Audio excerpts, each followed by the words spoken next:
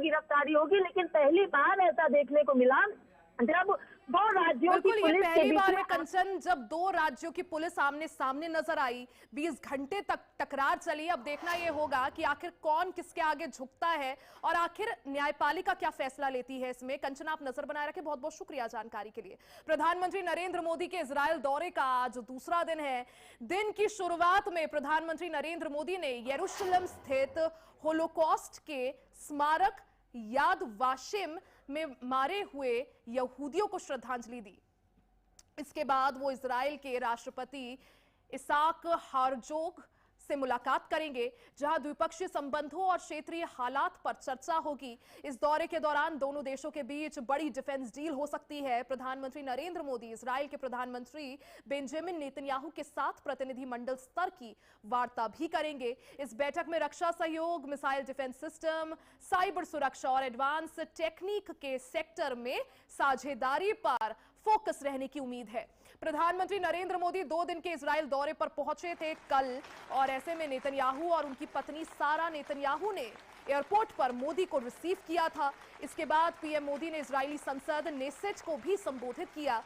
उन्हें संसद का सर्वोच्च सम्मान speaker of the Knesset medal दिया गया। मोदी नेसेट को संबोधित करने वाले पहले भारतीय प्रधानमंत्री बन गए हैं। तो प्रधानमंत्री नरेंद्र मोदी का इजराइल का दौरा बेहद खास। इससे पहले साल 2017 में पीएम मोदी इजराइल के दौरे पर थे। 9 साल बाद उनका ये इजराइल का दौरा, और जब साल 2017 में पीएम मोदी इजराइल पहुंचे थे, वो पहले भारतीय प्रधानमंत्री थे जिन्होंने इजराइल का दौरा किया। और देखिए तस्वीरें आपको दिखा रहे हैं, कल की ये तस्वीरें जब पीएम मोदी इजराइल पहुंचे। उनका भव्य रूप से एयरपोर्ट पर खुद इजराइल के प्रधानमंत्री बेंजामिन नेतन्याहू ने स्वागत किया। इसी पर चर्चा करेंगे। हमारे साथ खास मेहमान जुड़ गए हैं। संजीव श्रीवास्तव जी, विदेश मामलों के जानकार हमारे साथ है। सुरेंद्र स्वामी जी, विदेश मामलों के जानकार हमारे साथ है। सर, आप दोनों का ही बहुत बहुत स्वागत। सबसे पहले संजीव श्रीवास्तव जी, आपके पास आना चाहूंगी। देखिए, पीएम मोदी का इजराइल दौरा और कई मायनों में खास समझ आ रहा है। सबसे पहले सर, इसकी टाइमिंग, एक तरफ जहां मिडिल ईस्ट पे इस वक्त अपने चरम पर तनाव है, अमेरिका पूरी तरह से कई पॉइंट्स पर ईरान को घेरे हुए है, और इसी वक्त पर पीएम मोदी का इजराइल दौरा, इसके क्या मायने? देखिए, प्राइम मिनिस्टर श्री नरेंद्र मोदी की आज की एक तरफ जो है वो एक विश्व ने, और वो एक ऐसे राष्ट्र को रिप्रेजेंट करते हैं। 140 करोड़ लोगों का ये जो विश्व का सबसे बड़ा लोकतांत्रिक राष्ट्र है, जो कि एक सिविलाइजेशनल स्टेट है, जो कि शांति के मूल्यों में, लोकतंत्र के मूल्यों में विश्वास रखने वाला राष्ट्र है। ऐसे राष्ट्र के प्रतिनिधि के तौर पर भी वो वहां पर मौजूद है।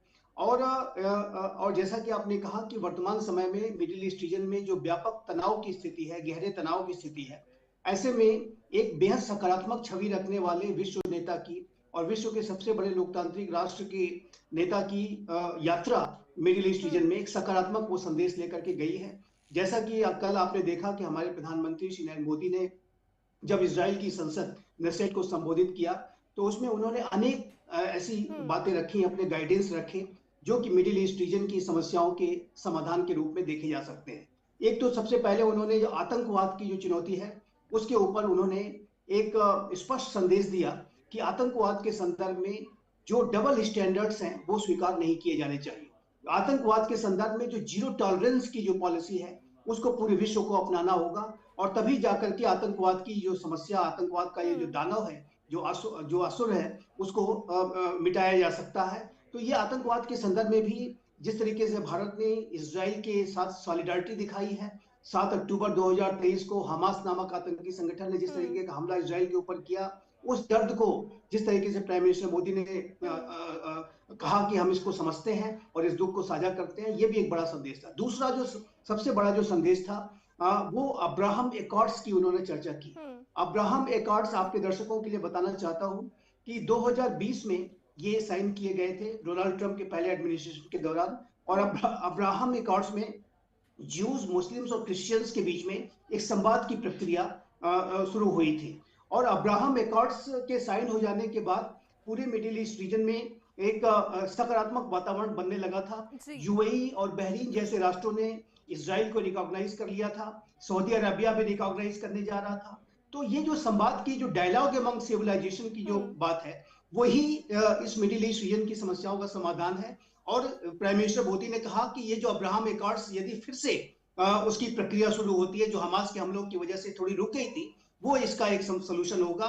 और जाहिर है कि संवाद के ऊपर प्राइम मिनिस्टर मोदी हमेशा से बल देते रहे हैं। वर्तमान समय में भी जो एक आतंकियों की क्लैश ऑफ सिविलाइजेशंस की जो एक शैतानी विचारधारा है, उसका जो जवाब है वो है डायलॉग एमंग सिविलाइजेशंस, वो बिल्कुल। है और मुझे सभ्यताओं लगता के है बीच में संजीव श्रीवास्तव संवाद। जी हमेशा जब भी किसी वैश्विक मंच पर पीएम मोदी होते हैं, हमेशा आतंकवाद के खिलाफ जो जीरो टॉलरेंस की पॉलिसी है भारत की, उसको मजबूती से आगे रखा जाता है। और इस वक्त जब मिडिल ईस्ट में तनाव अपने चरम पर है, पीएम मोदी का इजरायल दौरा कई मायनों में एक बड़ा मैसेज दे रहा है, जो कि भारत की मुझे लगता है बढ़ती हुई ताकत भी दिखाता है। सुरेंद्र स्वामी जी, जिस तरह से पीएम मोदी ने इजराइल का दौरा किया, कई सालों बाद ये दौरा हो रहा है, उसके बाद जो तस्वीरें निकलकर सामने आई, चाहे पीएम नेतन्याहू ने जिस तरह से पीएम मोदी को रिसीव किया, भव्य जो रात्रि भोज उन्हें दिया, जिसमें उन्होंने एक्स पर एक तस्वीर भी पोस्ट करी कि मैंने अपने मित्र को सरप्राइज किया है इंडियन अटायर में। कई सारी तस्वीरें देखिए निकलकर सामने आई, लेकिन सबसे महत्वपूर्ण आज का दिन, क्योंकि कई बड़ी डील हो सकती है। अगर बात करें आयरन डोम सिस्टम, जो सबसे उन्नत किस्म का एयर डिफेंस सिस्टम माना जाता है, अगर वो तकनीक जो है इजराइल भारत के साथ साझा करता है, भारत के लिए ये कितनी बड़ी जीत और कितना महत्वपूर्ण? स्वामी जी। नहीं, इजराइल टेक्नोलॉजी में तो एक बहुत ही विकसित राष्ट्र है, इसमें किसी को कोई संदेह नहीं है।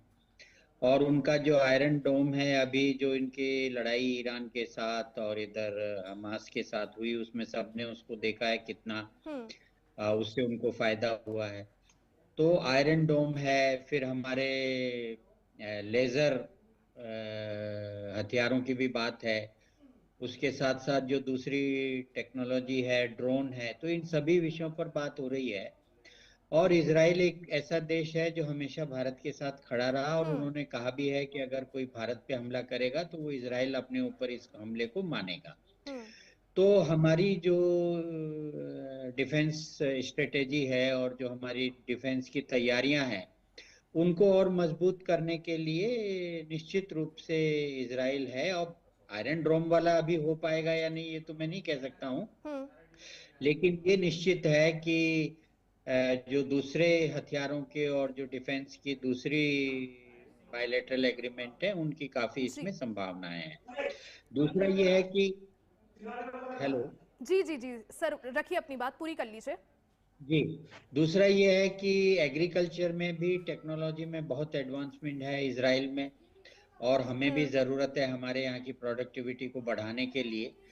तो इंडिया कोशिश कर रहा है कि उनके साथ एक FTA एग्रीमेंट हो। अभी तो बायलैटरल एग्रीमेंट नॉर्मल तरह के हैं अपने अपने टैक्सेशन के, तो दोनों के बीच में अगर FTA हो जाता है तो उसकी दिशा में भी इसमें आगे बढ़ना है।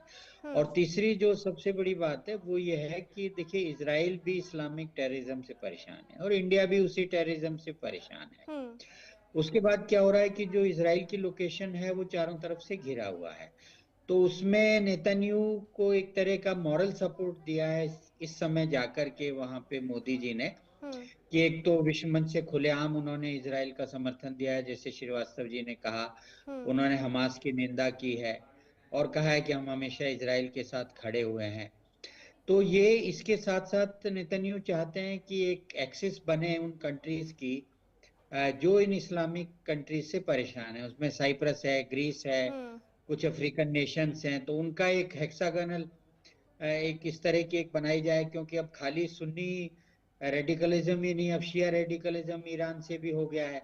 तो उसके बारे में भी मैं समझता हूँ कि कुछ न कुछ बातचीत यहाँ पर होने की मुझे संभावनाएं लग रही हैं। और जहां तक इन्होंने अब्राहमिक अकॉर्ड की बात, आपको मालूम ही है कि भाई हम तो ब्रह्म हिंदू, तो हिंदू जो धर्म है वो तो ब्रह्म से है, और जो ब्रह्म को नहीं मानते वो अब्राहमिक है, तो वो ईसाई और ये यहूदी और मुस्लिम, ये 3 राष्ट्र हैं उसमें। तो अगर ये बैठ के बातें करते हैं तो हो सकता है कि ये बातचीत आगे चले।